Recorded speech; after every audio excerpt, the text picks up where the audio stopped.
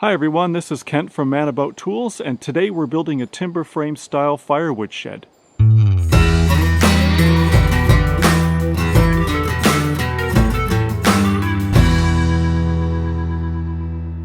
Here's the 3D model I created in SketchUp. I wanted the woodshed to be designed and built in a timber frame style with some simple joinery. The 4 corner posts are 6x6 connected with girts that are 4x5. The doorway and rear wall supports are 4x4s. Front cross members connect the front corner posts to the doorway. Across the back of the shed I have a pair of 2x6s. The front and rear beams are 6x6, and there's a curved header over the doorway. All 8 curved corner braces were made from 2x8 stock. The rafters are 2x6s, topped with strapping and a metal roof. The walls are made from 2x4s for strength and spaced for ventilation. My shed is 8 feet by 9 feet in size. I have a full set of plans available for download from my website, manabouttools.com. See the link in the description below. Last fall we excavated and leveled this spot, built plywood forms and poured a low retaining wall. Then dug holes and poured the footings. The floor is made from fine crushed stone over a weed barrier. 2 years ago we had a few large red cedar and fir trees felled on the property.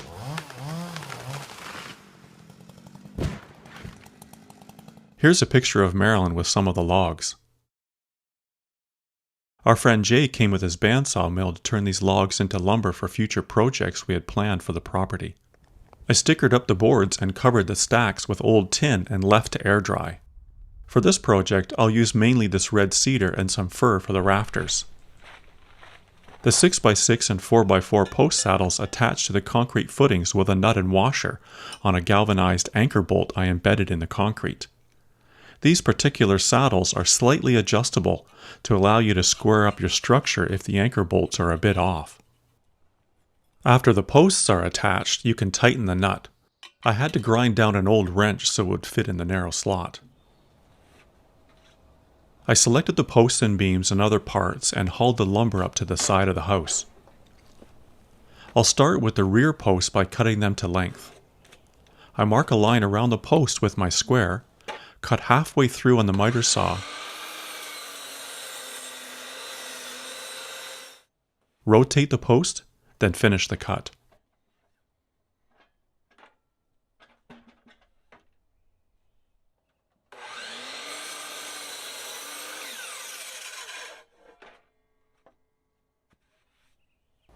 I lay out the slot at the bottom to receive the lower 4x5 girt. I cut these slots with my circular saw set at a depth of 2 inches and use a large speed square to guide the blade.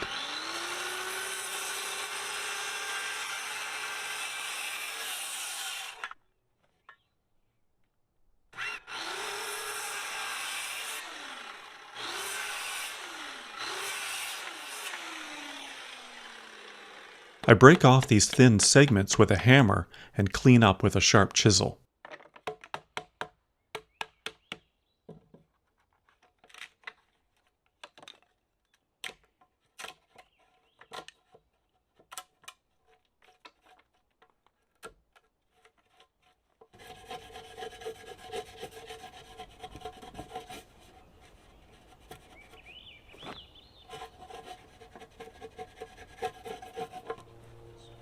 I then lay out the half lap at the top of the post to receive the upper girt and cut it in the same manner as the lower groove.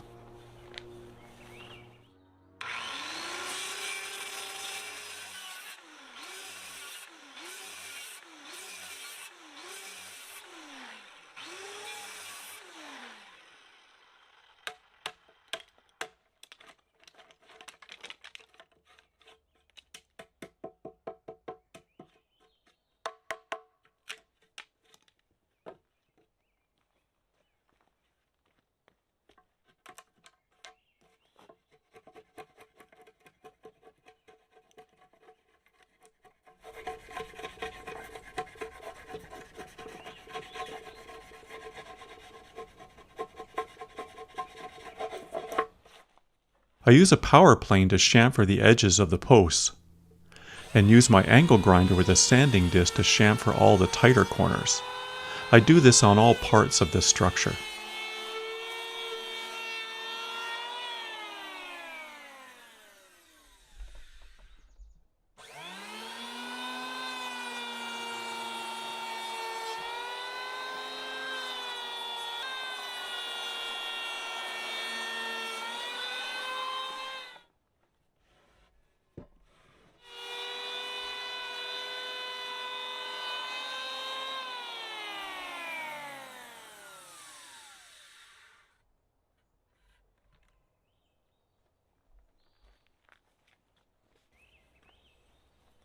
Next, I cut the taller front post to length and lay out the pockets for the girts and front cross members.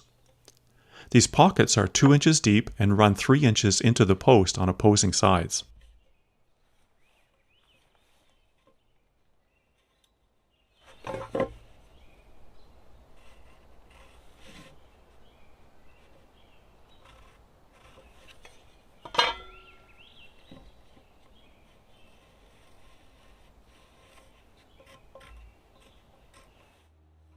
I'll make one front cross brace as a test fit piece before I cut all the pockets in the front posts. I'll cut a 4x5 slightly longer than needed.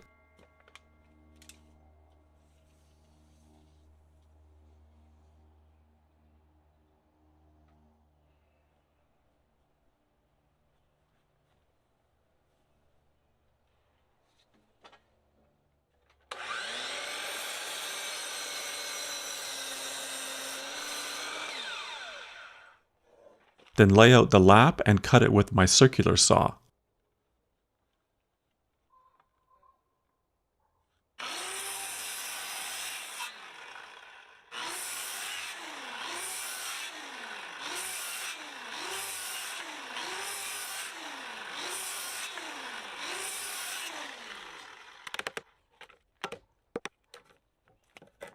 Then clean it up with a chisel.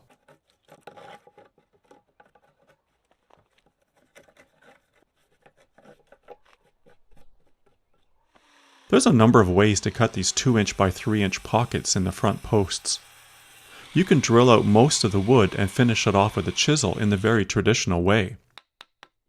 For this project, and my limited time to get it done and filled with firewood before winter, I thought I'd try my oscillating multi-tool to cut out the pockets. I start with 2 cuts with the circular saw,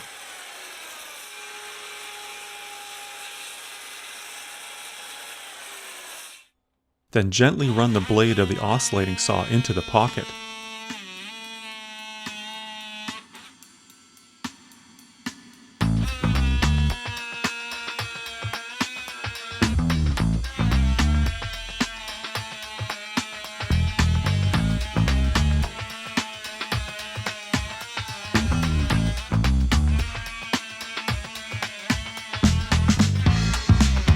I try to remove the wood in long blocks.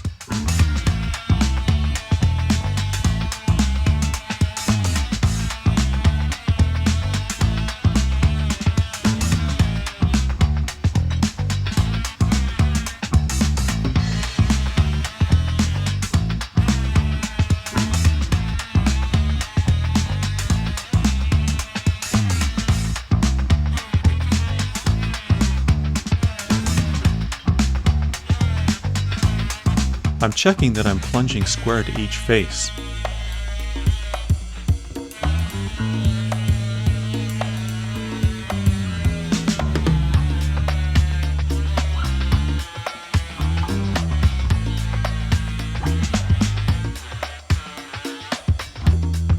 Battery change.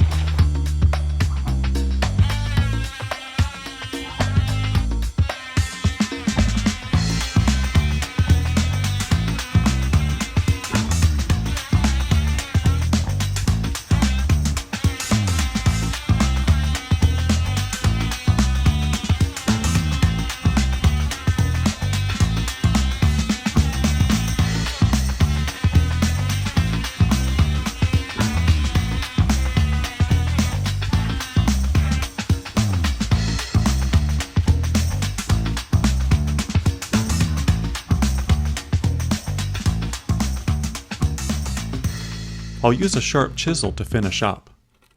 This turned out to work very well and I got faster and more accurate as I cut each pocket. I'm so impressed with the versatility of this saw. It's the only way I know of making an accurate plunge cut with sharp, square, right angles using a power tool. I used the 4x5 cross member to test fit each pocket as I went along.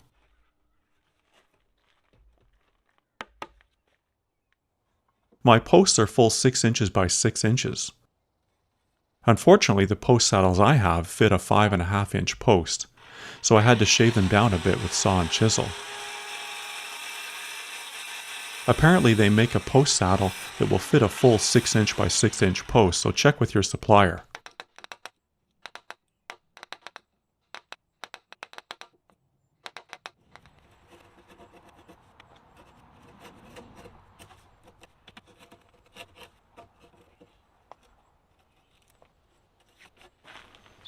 When complete, I'll stand up the rear and front posts and secure them to saddles with screws.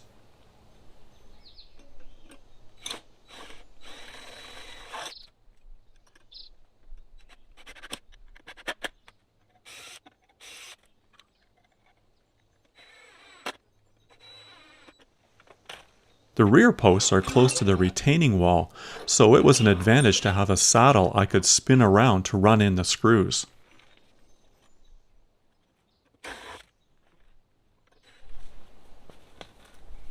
I plumbed the posts and attached temporary braces to stakes pounded into the ground.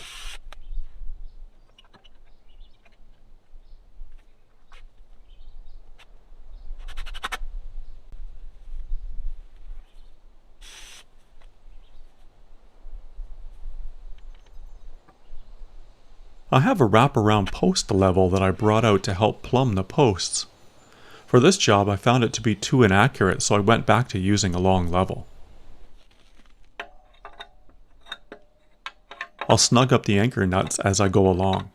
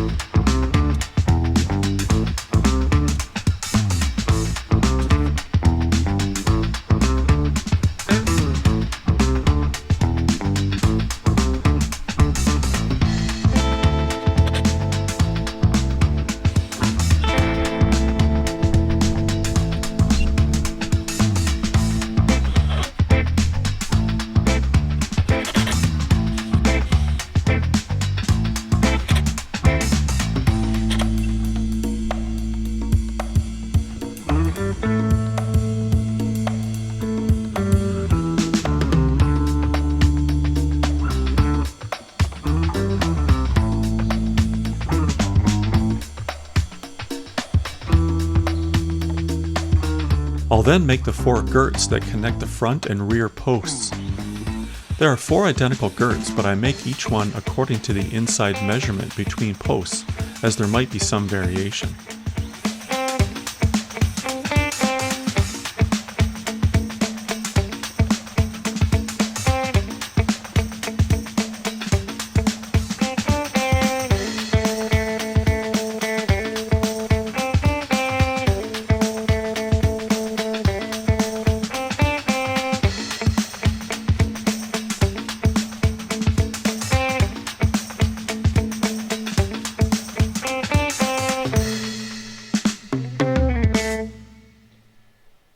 I chamfer each and test fit them. I'm looking for a snug fit with as little gap as possible.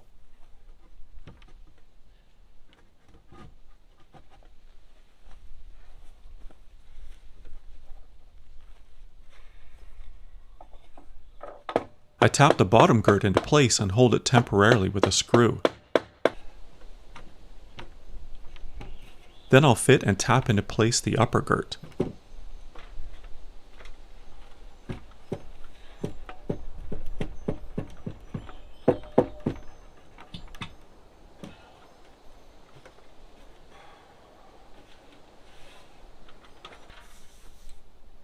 A long pipe clamp brings the posts together for a tight fit.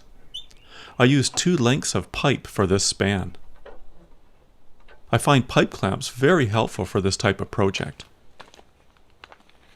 I'll be using 1/2 inch and 5/16 galvanized carriage and lag bolts with flat washers on this project. I countersink the head of the lag bolt or carriage bolt with a Forstner bit.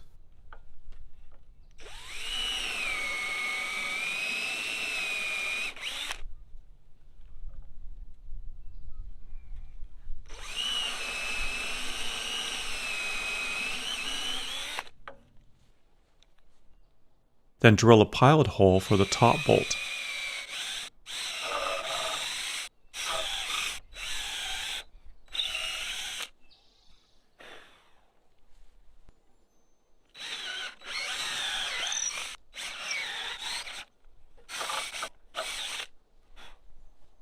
I'll use only 1 bolt at this time to allow a little movement to square up the side before adding the curved corner braces.